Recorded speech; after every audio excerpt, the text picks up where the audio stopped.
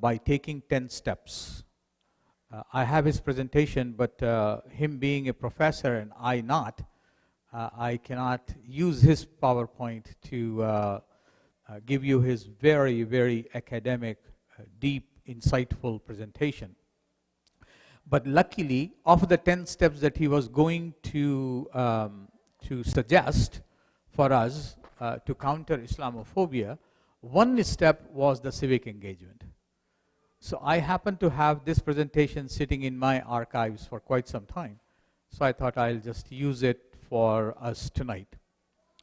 So I'm going to talk about this for maybe 30 minutes or so, and then we will have conversation. But before I start that, can somebody explain to me what exactly is civic engagement that you understand from your perspective? Don't be shy. Share anything that comes to mind. What do we mean when we say civic engagement? Politics, okay. Getting involved in the community. Yeah. Any ideas? So both are good. I mean, you involve in the community, you involve in the politics, you are engaging with people in a civic society as people, as citizens, as residents. And how do we do that, and why do we need to do that? That's what this presentation is going to be. What is civic engagement? Why should we be engaged civically? And who can engage and who should not engage, if there is any group like that? And when do we engage? And how do we engage? And then I'll give some examples also. So these are the 6 things I'll try to cover in the next half an hour or thereabouts. So this is a textbook definition of civic engagement, that it's participating in discussions and activities that work towards a better community, or that work towards making a community better and developing the knowledge and skills in the process, right? So when we are engaging with people, when we are engaging with society for the common and the greater good, then we have to be skillful enough to convince them to do some things or stop them from doing other things. Either way, you are using your knowledge and skills. I cannot persuade you to do X, Y, and Z if I don't have the capacity to persuade you to do that thing, right? So I have to be knowledgeable enough to be able to tell my neighbor or a neighboring business to tone down their music, for example, and so on. So that's basically civic engagement. It unfortunately has become a very specialized field that only some people can do and not others. So some examples of civic engagement. A simple phone call to your local elected official or the public utility services and so on is part of civic engagement. In some cases, people phone bank. So if I want to persuade the Anaheim City Council on behalf of the Islamic Institute of Orange County, this is District 5, if I remember correctly, but I want to bring about a change. So let's say, for example, there's a liquor shop somebody opens next to IIOC. I, as a member of this masjid, would feel very bad, wouldn't I? That there's a liquor shop or some other very unhealthy business for kids who come to the school. I would feel very guilty if I don't push the local elected officials to stop that business. So I can phone bank now from IIOC. Or we can send emails, or the old school, writing letters. People used to do that. They have stopped now. Or actually we go to the visit to the city hall, or to meet with the city council person, or the congressional rep, or the county board of supervisor and say, hey, this is what is a problem in my community and I want this to change because ABC my reason. Lots of town halls happen, right, where elected officials come to town and want to meet people. In most cases, we as Muslim residents or participants of the society barely or rarely participate in town halls when the congressional reps actually do at least twice a year during the summer recess and winter recess in their respective districts. And it's very easy. You call them and say, hey, when is your next town hall? And they'll tell you.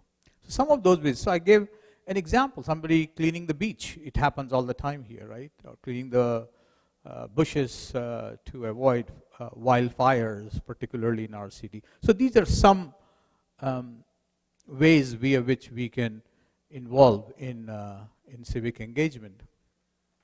Now, why is civic engagement important? So we all remember the hadith of Prophet sallallahu alaihi wasallam. That's civic engagement. You know, we so often are reminded of that hadith, that if there is something impediment along the way, try to remove it. And if you can't remove it with your hands, then at least say it, talk about it, make a phone call, right? And if you can't do, at least feel it in your heart. And then I think, and Sheikh Mustafa is here, so I'm taking liberty in underscoring the last statement of that hadith. If you do the last, which is only feeling, then know that this is the weakest expression of your iman. Am I right, Sheikh Mustafa? How many of us would like to express our iman in the weakest fashion? And I know none of us would.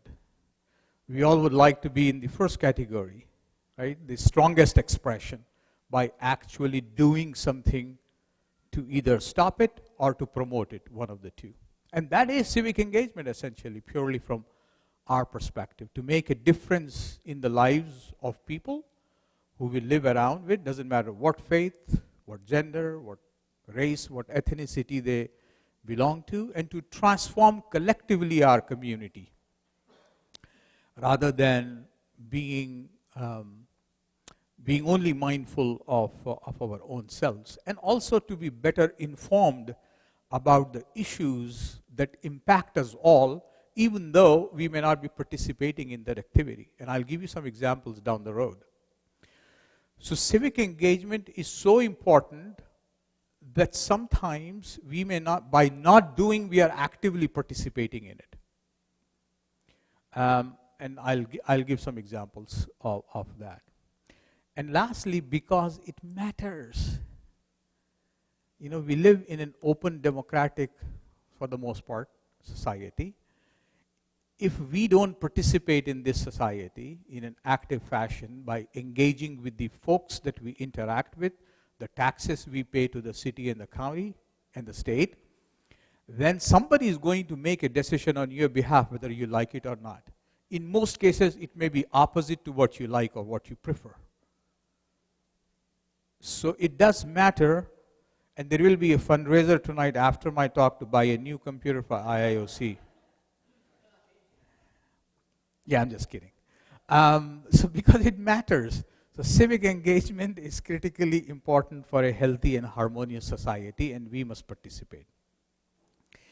And who will participate in the civic engagement? So unfortunately, it has become a fashionable thing now that only some people should do civic engagement, not everybody. Right? I want to argue that every one of us are equally responsible to be engaged civically for the larger and the common and the greater good of our community, period. There is a Quranic ayah, I didn't write the whole thing, وَتَعَاوُنُوا عَلَى الْبِرِّ وَالتَّقْوَى وَلَا تَعَاوُنُوا عَلَى الْإِثْمِ وَالْعُدْوَانِ. Cooperate and collaborate with everyone for the common good. It doesn't say cooperate and collaborate with only members of IIOC or collaborate with only bald-headed people like me. It says cooperate with everyone so long as the intended outcome of that is good for the society and the community, period. This is a Quranic injunction, it's an order, it's not an advice. right? So we have an obligation to be involved and engaged in the communal societal matters because it will impact us one way or the other. And whether you are an individual, whether you are a citizen or a resident or a documented person or an undocumented person, it does not matter. Each one of us can participate in any which way we possibly can. We can also participate as a group, addressing a public concern. And when I gave the example of a liquor store, it is worse. All of us are adults here, so I'll be frank. At Islamic Education Center in the city of Walnut, 20 years ago, when Dr. Ahmad Sakar, may Allah give him Jannat al-Firdaus, he was alive, he was managing that Islamic center. Less than 100 feet away from the masjid was an adult video shop opened. And Dr. Sakar lobbied the entire community to fight against it, and eventually that was shut down. That's civic engagement. So as a group also, we can do civic engagement because it is good for the larger community. And sometimes we also can participate in civic engagement through coalitions. Not just we have to do it, but sometimes we may join another group who is doing that work, and we do it as a collective. And in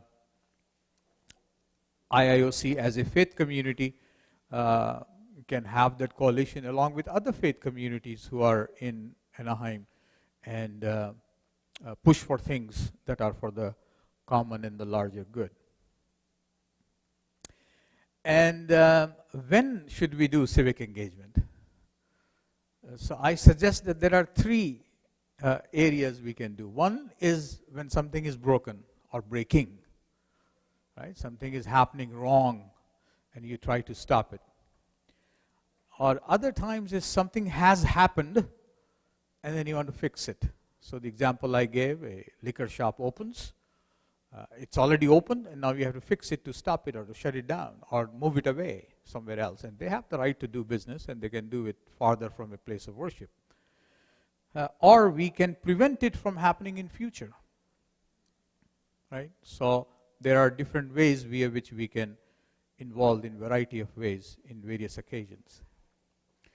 And how do we do civic engagement? But before I go in details about how, I want us to understand these three key angles, and they are all intertwined and interconnected with each other.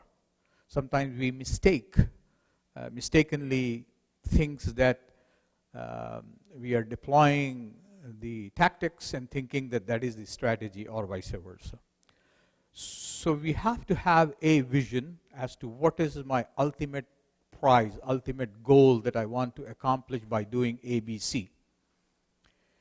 And once I have that goal in my mind, for example, I would hypothetically or maybe realistically offer as a goal. If my goal is to see a Muslim person from this community get elected to the Anaheim City Council by 2024, that's my vision. And now I have to strategize, how do I go about and do that? And that strategy may include X number of things. For example, having Sheikh Mustafa become Anaheim City Council member in 2024, if he agrees to it, right? He's not here now, that's why I'm saying. I'm volunteering him, right? And then we have to come up with some strategy as to how do we convince the man that, hey, give up your California Islamic University job.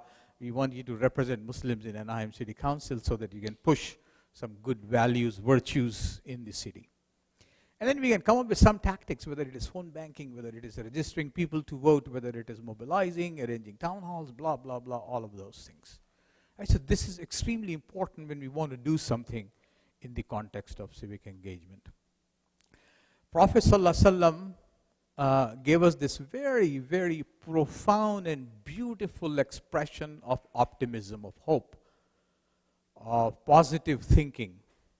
He said, plant a seed, however small it is. I think mustard seed was used as an example. Even if you say the day of reckoning is coming. So you know the world, time and space is coming to an end as we know it. And you have a seed in your hand. Don't run in the opposite direction. Plant it.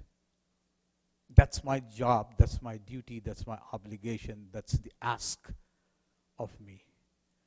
Until I do that, I can't complain. I can't blame anybody. Planting seed so that we remove the weeds that happens tomorrow. And here's how. And there are some various examples. And there are one example that I like to share. At the grassroots, people like you and I, just common folks are going about doing our thing. And there are different things we can do. And as a grassroots group, we have to be local, we have to be small and nimble, and we have to have a dedicated target that this is what I want to focus on and do, whether it is putting a speed bump on the street that you live in where children are playing, people are driving 65 miles an hour, some kid will, God forbids, get hurt. That's a local target that I want to do. I want to create a small dedicated group of my street that I live on, and I want to push. I can either be inclusive, that only Muslims will do this campaign, or I can be exclusive as only Muslims, or I can be inclusive. So, example of a speed bump, there are other people also living on my street. Jews, Christians, Hindus, Baha'is, Buddhists, atheists, agnostic, doesn't matter. All of us have kids, and kids can get hurt when you're driving 50 miles in a 20-mile zone, and I'd rather have or a street light, or a park, or a library, and so on. Based on that, I can do either outreach to those folks, or I can do inreach within my own community, depending on my needs. I would either oppose something, or I will propose something, an alternative. So the speed bump example I gave, I'm going to oppose that 30 miles is too much of the speed limit on my street. It ought to be 20 miles. Or I can propose an alternative. And who is my target? My target could be a local city council member, or a board of supervisor, or a member of Congress, or a corporation for that matter, or a large business, or a corner shop, like the liquor shop next to Minaret Academy.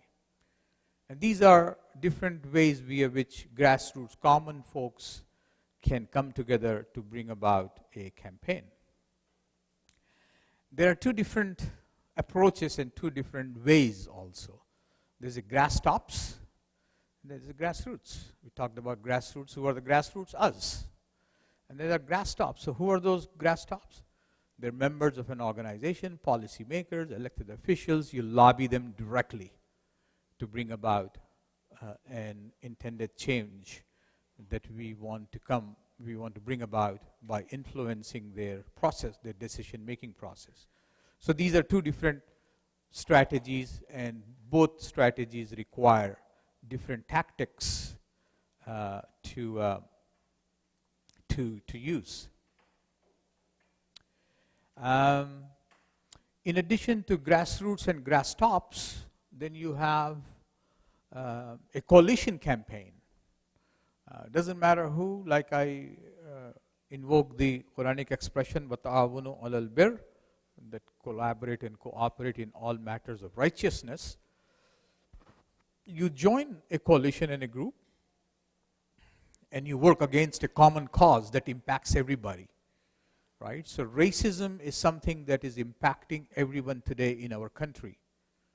It is not a political thing to say that our president is a racist president today. As a consequence, people are impacted throughout the country. Muslims, Latinos, people of color, African American folks, and so on and so forth, are impacted on a daily basis in the country today, right?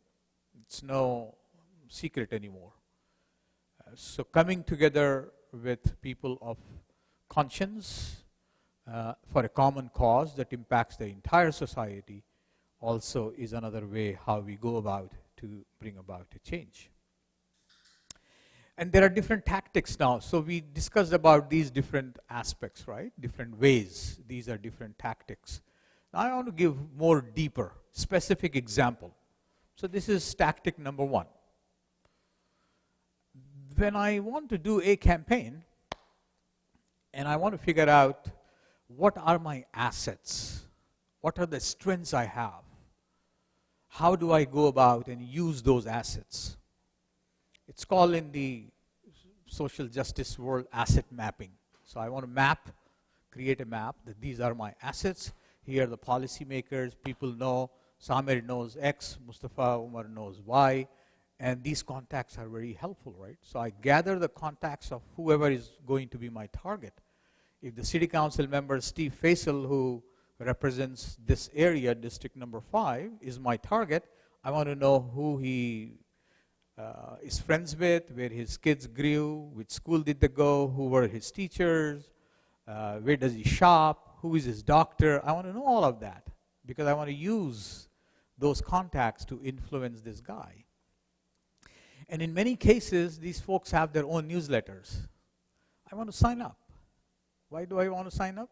Because I would know what they are doing. What issues are they addressing? What issues are they tackling? If my issue aligns with their issue. So it keeps me informed of what they are doing. And third, I also want to do some very simple research. I mean, these days, we used to say information on fingertips, and it really is on fingertips these days, right? You can Google me right now and figure out who is this guy who is talking about this civic engagement thing right now. We know about everybody, whether we like it or not. Everyone is in public space. So I want to dig in and see Steve Faisal, where does he get his money? Campaign contributions. Who gives him? That will tell me what kind of mindset he is and what is he up to. Appointments, who is he appointing on different commissions and boards and so on and so forth as an elected official. What was his voting history on variety of things that he voted on? That tells me what kind of a person he is also. And I can put a Google alert on his name, Steve Faisal. Every time he does something, says something in the media, I get an alert also. And that way I know exactly what he's doing. It creates an awareness of that person, of what he does and does not do, and how he can help or hurt me in my campaign, right? And then also read what other people, are you able to see here? Maybe I should move this, right? Sorry about that. And then I want to also see what other folks are writing about them, right? So this way I stay fully informed of my target and connected. So that's just an example at number 1. I'm going to give another 4 of them quickly. Town halls. These are public town halls. As I said, congressional folks hold 2 town halls each year. Even the local folks also do, but congressional folks definitely do. When you know that this is happening, we should be there, right? We should be there. And I said the MOC is a member of Congress, so you can call their office and find out and let the people know. And this is for somebody, if IIOC has a task force, a committee to do these things, then that person or that group can alert everybody, hey, Gil Cisneros, who represents this District 34, is going to hold a public town hall meeting. We want to be there. And we want to find out, what is he doing about racism? What is he doing about Kashmir? What is he doing about the Muslims in China? And so on and so forth. And prepare questions ahead of time to go there and folks to ask. Get there early. Get seated and spread out. Why do we spread out? Right? So this person asks a question and I answer, and before I finish the answer, another person asks the same question. You all prepared. So you keep me busy and you lift up your issue and you try to make it more public than others. Make your voices heard by asking good questions. Support the group and reinforce, not duplicate the message, right? And people take signs. Even when you're not asking the question, you just simply raise the sign. when this lady, the Burmese Nobel laureate Aung San Suu Kyi, came to LA to receive an award, while the Muslims, the Burmese Muslim Rohingyas, were being persecuted.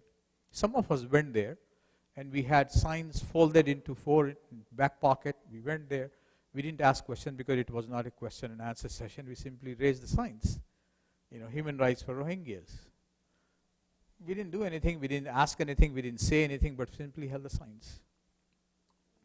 You make your voices heard that way. And if you're speaking, actually, then record everything. Right? It's very easy. We have iPhones, and it's very easy to record everything. And when you're recording, you broadcast, like I think this conversation is being broadcasted today.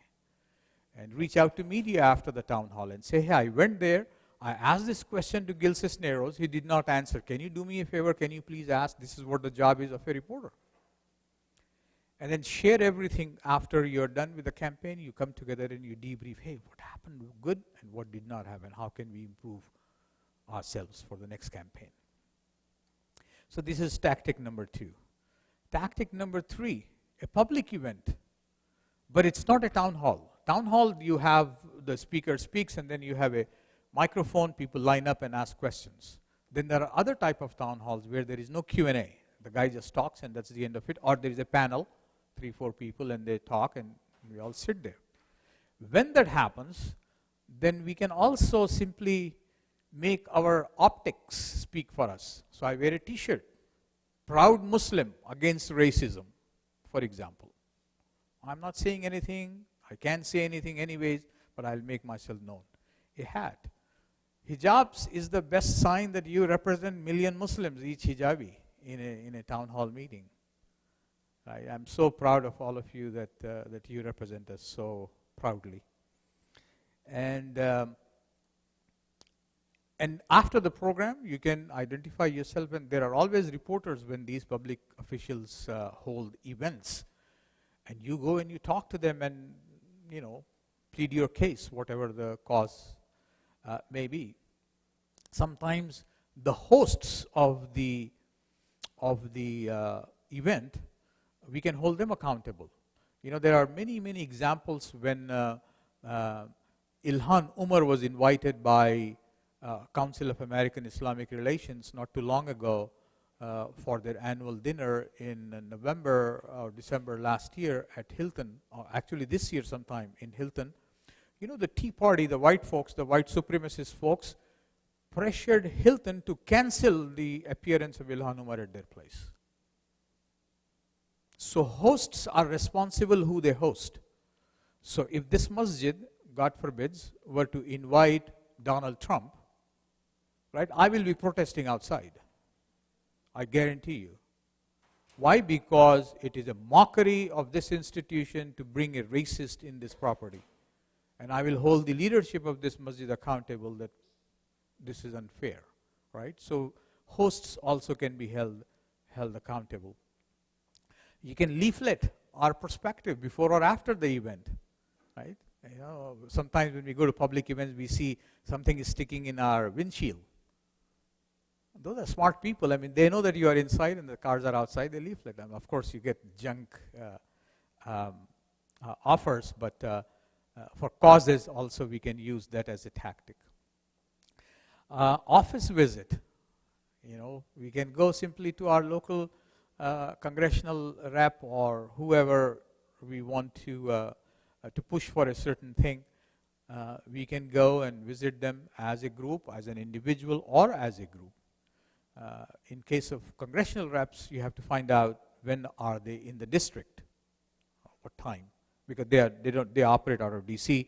They come here only occasionally, and then plan the visit. If you want to go there and ask, then you have to know what you are going to ask, what specific ask you have. They generally don't have a whole lot of time, and if we are going like 4 people, then each one of us have a different ask, a different thing. One person introduces, the second person say, I belong to this community. Third person say, this is what we are concerned about. The fourth person will ask a specific question. They are not interested in long-winded khutbahs and grievances and this and that. They're not. They don't have time. So planning all of that is extremely important. Share a personal story. Our personal stories are so powerful. I just learned today, a couple of hours ago, by this brother, that the brother who gives adhan here is 90 years old. And I am envisioning myself what I would be like in 90 years. Would I have the strength to stand up and give adhan 5 times a day? What a beautiful story. I would love to sit with him and ask, what do you do? What gives you strength to do what you're doing at this age, at 90, when you can comfortably sit on a reclining chair in the house and pray? Why do you come to masjid every 5 times a day? Powerful story. And when you're done, ask about follow-up. So when you go to the office, you ask this question, what are you doing about racism in city of Anaheim, for example, right? And then you need to find out, okay, what's the follow-up? When do I come and find out what you have done about it, not just feel about it? And then you debrief ourselves also that who is going to follow up, who's going to call back, who's the contact, and so on and so forth. Phone calls. Many of us, I think oftentimes we are reminded from the member, please call your congressional rep for X, Y, and Z. Many times we listen and we let go. Let me tell you something today, to the extent that I do know. Every phone call that goes to an elected official office is legally required to be recorded. One call came in favor, call number 4th came in opposition, call number 18th came in favor, call number 25th came in opposition. They record that with the name and the zip code of the person who is calling. Phone calls are a measure for the elected folks to determine what's the temperature on a particular issue in their constituency, period. That's how they determine. Some people are so organized, and I'll give you some quick examples toward the end. They have transformed policies by simply phone banking. They don't have time. They just have burner phones in churches and synagogues, and 100 people volunteers sit there. They have the phone number. They have the messages written in front of them. All they do is, my name is Shakeel Syed. My zip code is 90232. I don't like our community to have racist elected official. I want this to be changed. Thank you very much. And that call is recorded against the policy. And that determines, so phone calls are simplest form of engaging with the least involvement and time of you to make a difference. So I gave like a whole lot of 10 different things, I guess. So phone number, district and national office. They have 2 offices, right? Local office here. Gil Cisneros' office is not too far from here in Fullerton. And then his national office. Asked to speak to the staffer who handles the issue. So if I'm calling about immigration, they have like 5 different guys who are handling 10 different things. So I don't want to just talk to a generic dude. I want to speak to the person who deals with immigration or healthcare or education or whatever else that we want to push. And if he's not there, then get his information. Prepare a single question. In personal visit, you can ask multiple questions. But when you're making a phone call, just one question. That's it. Whatever question that you want to ask. And always ask who you are talking to. Take their name, position, and direct line so that you can do a follow-up later, right? And if you're directed to voicemail, ask that staffer's email address, and then email him and say, hey, John, I called you on Monday, 2 o'clock, left a message, and I'm following up with an email. So he can't escape your contact. And if you don't hear from them, go public. Social media. At Gil Cisneros, nobody returns my calls. I'm a constituent. It works. Write a memo that, I did this, I went to your office, I made a phone call, I sent you an email, nobody responded to me. I wrote a memo, I kept a copy of that. I have those 4 attempts to reach my congressional rep, who I pay my salary to, right? Who I pay his salary to. And then I call Orange County Register and I say, hey, this guy ought to be representing me. I made 4 attempts, and 2 other people I know also made 4 attempts. His guy is not responding. Can you help me? Can you write a piece or ask or you call? You can do all of that. You have the power, right? And then if that doesn't work, And twice a year he will show up in a town hall, have a little sign and say, I did this on this day, I did that on this day, I did this on that day. Gil Cisneros doesn't return my call. I'll put up a sign, shame him. You'll be surprised how quickly he'll respond to you next time you call. So civic engagement, these are success stories. How many of you know where is Banff? Banff is a city of in the province of Saskatchewan in Canada. 8,000 people live there. It has the largest, or one of the largest glaciers in Canada. So 8,000 people, tourism is their bread and butter. If tourists come, the city survives. Tourists don't come, they are out of job, they can't eat, they don't have any livelihood. You know what the city, 8,000 people did? They convened like this and said, look, we used to get 32 million people a year who supports our city, our schools, our health care, education of our kids, and so on and so forth. So from 32 million, this is 2007, 2008 during the recession, their tourism dropped to only 15 million, so more than half. So guess what happens then? Teachers get fired, policemen don't have a job, fire department gets laid off, and so on and so forth. The quality of life dropped. The city got together and said, we need to do something about it. They got engaged. How did they get engaged? 8,000 people started tweeting, started putting on Facebook, doing Instagramming, blah, blah, blah, all of that. Banff is the most beautiful glacier in this country. We have special rates for tourists in our houses, in our hotels, and so on and so forth. And guess what? In a matter of 18 months, they not only doubled and restored the tourists from 15 million to 32 million, but they exceeded that. A real life story by simply engaging civically of common people for the common and the larger good. In Canada, Saskatchewan province, right? So you can Google, and it's a beautiful, beautiful place. Second example, the Tea Party. We all know Tea Party, right? We all have heard of Tea Party. Can anybody guess how many members were there in the original Tea Party when Tea Party became Tea Party? This is a national movement, by the way. They are responsible for bringing Donald Trump to power today. Take a guess. How many people were the original members of Tea Party when it was formed after Obama came into power, or during Obama came into power? Take a guess. A little more than 50. So 350 people were the members of Tea Party. 350 people have transformed this country in a matter of less than a decade. How does that sound? You may not like it, but that's an awesome success story. Success story number 3, LGBTQI. We know that, right? 20 years, pardon me, I is inquiring. Okay?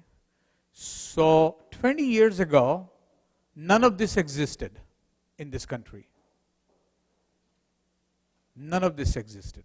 If somebody were to mention any of that, they would be blackballed in a society, in a community, in a public space. Today, 20 years later, if you do say anything against it, you will be blackballed today. It is upside down. How did this happen? It happened because the people who belong to these groups, they advocated for themselves actively, civically, and the result is what we know today. Muslim ban, not too long ago, two years ago or thereabouts. How did Muslim ban got reversed? It is because of Muslim activists and also because of many non-Muslim folks. I don't know how many of you participated when the Los Angeles airport was shut down on the day of Muslim ban. You were there, right? I would imagine there were 10% Muslims, 90% non-Muslims. People of conscience, good people, who felt that this is today Muslims, tomorrow somebody else, and we will not stand for this. Right? I know of civil rights and civil liberties attorneys, immigration attorneys, who camped 24 hours at the LAX airport and different other terminals for the entire week. I mean, that's dedication, that's engagement, that's involvement, that's expression of your commitment to a cause that you believe in. Success story. Colin Kaepernick, right? We have heard the name. A simple act without saying a word has brought racism in the right and center in national conversation today. One person of stature transformed. And there are many other stories like these, right, where we get inspiration from that one person brings about a change or brings about a change in the conversation that changes the policy or that changes the outcome of the issue. So what do we do? I think today my hope and goal for all of us is stay informed about the community, about the city, the locale you live in.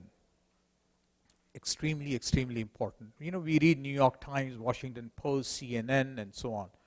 I would urge us to read the local Anaheim newspaper, not even Orange County Register. Anaheim blog or whatever little local community newspaper. That's where you find things that is happening in your neighborhood, in your city, which is very easy to address. And be prepared to get involved, engage the people who makes a difference, who make decisions on our behalf, and push them to do the right thing. And if nothing happens, go nuclear. And I'm just joking on that. If and when necessary, I think that's required too.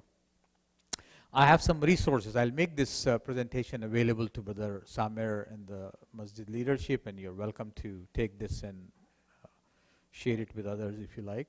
Some of these, there's extraordinary good resources available. The Citizen's Handbook, the Indivisible came about only in 2016 as a consequence of 2018, as a consequence of Trump's election, and they have put together a very wonderful guide for common people to become civic engaging activists. Democracy Now! Is a worldwide broadcast. democracynow.org, or it is broadcasted every morning 8 o'clock on Pacifica station KPFK 90.7, and I would listen to it. There is a book also by the same name by the host, Amy Goodman. Give Me Liberty is an awesome book for people who wish to engage in civic engagement. And there are many other resources, but I just offer some. Jazakallah khair. I took longer than I promised that I would take, but I'll be more than happy to answer any questions you have until Saat al-Isha. You and then you, please go.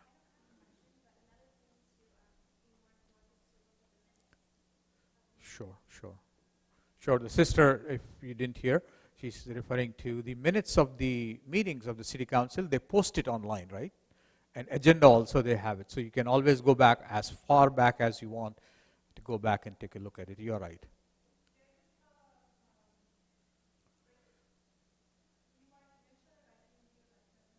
No problem. No problem.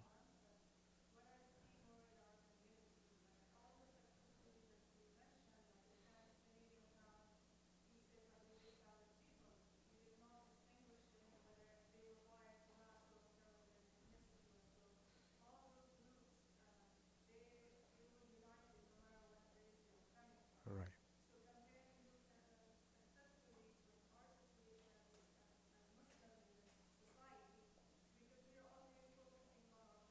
Sure.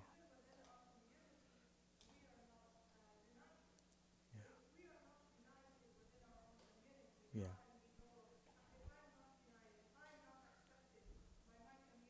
Yeah.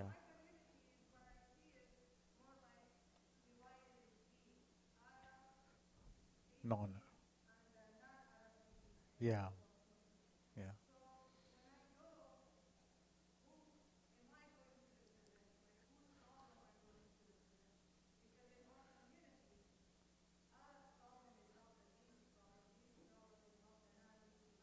Yeah,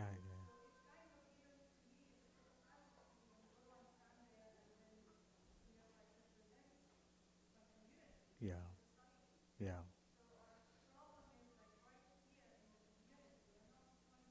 Sure, sure. Right, right. Yeah, yeah.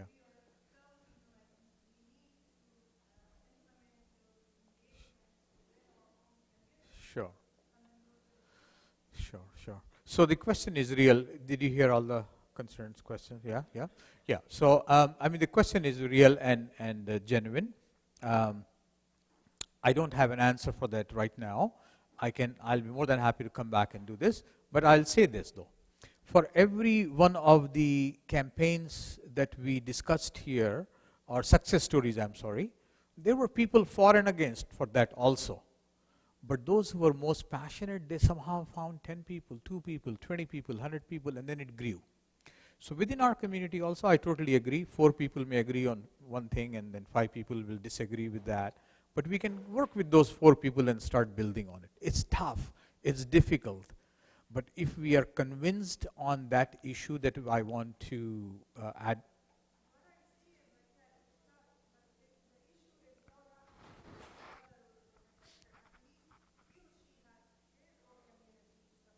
sure.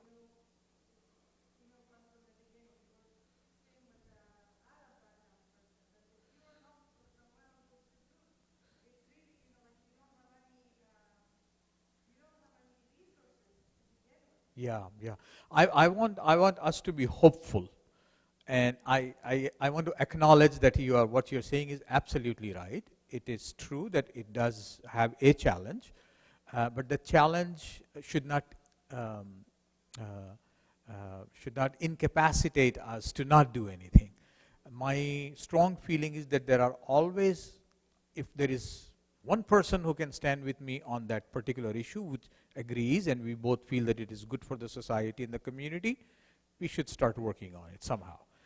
And in more often than not, people wait for somebody to take the initiative, and then out of the woodworks, people start coming.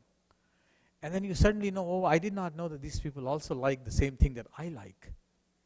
So activists, if we want to be, committed to a cause, um, tawakkal talallah, we believe, I will stand, and then people will follow.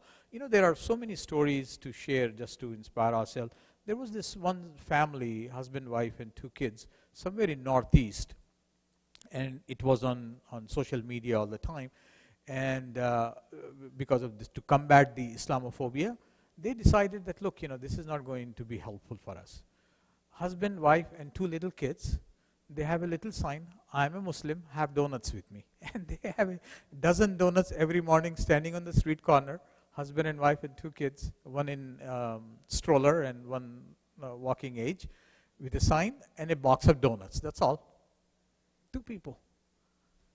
That little town somewhere in northeast Vermont or Hampshire or some little state, it changed and it became a viral story. So that's what I mean, that once we believe in a cause, we take initiative. More often than not, other people join. Now there may still be some people who may dislike it. So be it. They can run a campaign against it if so they choose. But we got to do that. What we need. What? Brother Shakeel, as a leader and activist in our community, my question is, since 9/11, a lot of growth and development has happened in our community dealing with civic engagement. What would be your analysis? Where are we compared to, for example, the Latino community, the African Yeah. American community? Are we making strides, or are we still like in our infancy stage? Yeah. No, I mean, good question. I mean, those of us who have lived in Southern California pre-2001 and post-2001, I can see a significant difference. So post-2001, there are many victories Muslims can celebrate, despite of our challenges that sister has brought up with and so on. But if we compare this with other minority communities, people of color, Latinos and African American particularly, we have a long way to go. And that's for multiple reasons. Numbers. We are a relatively much smaller community than Latino community or African American community, right? So that numbers are against us, in other words. And number two is, our age in the country, our awareness about the socio-political cultural environment as first-generation immigrants. I mean, my children continue to laugh at me at my accent every day, every evening, right? So I'm a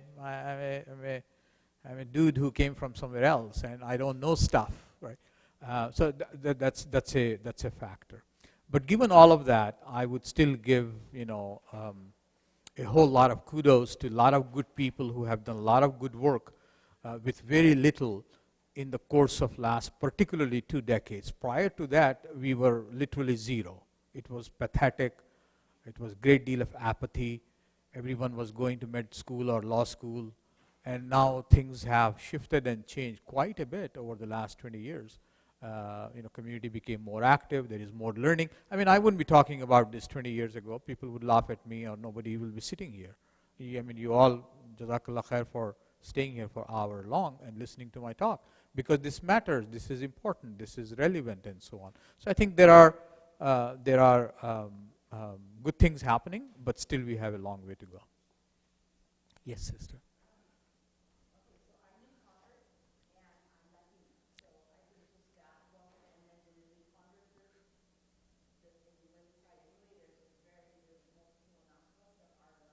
Right.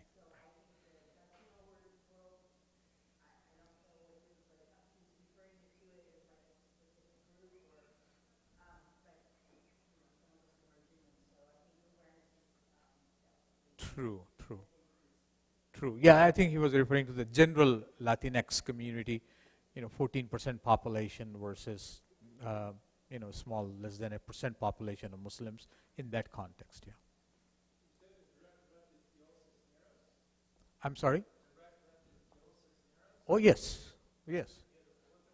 Yeah, yeah. So every congressional rep has the local office and then the national office.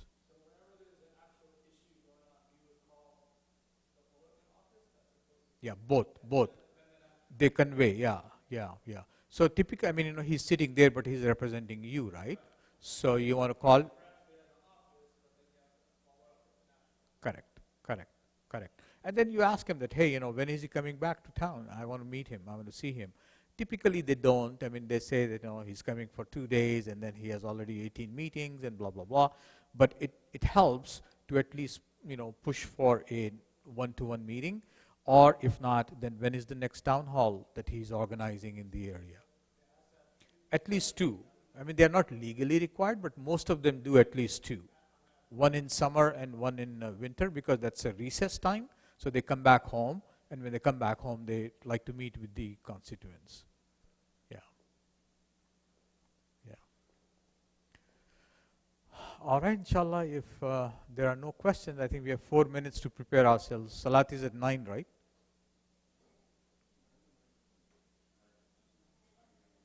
Is it 9? Yeah. So Jazakallah khair. Thank you very much. May Allah bless you and continue to do the good work. And this will be available to...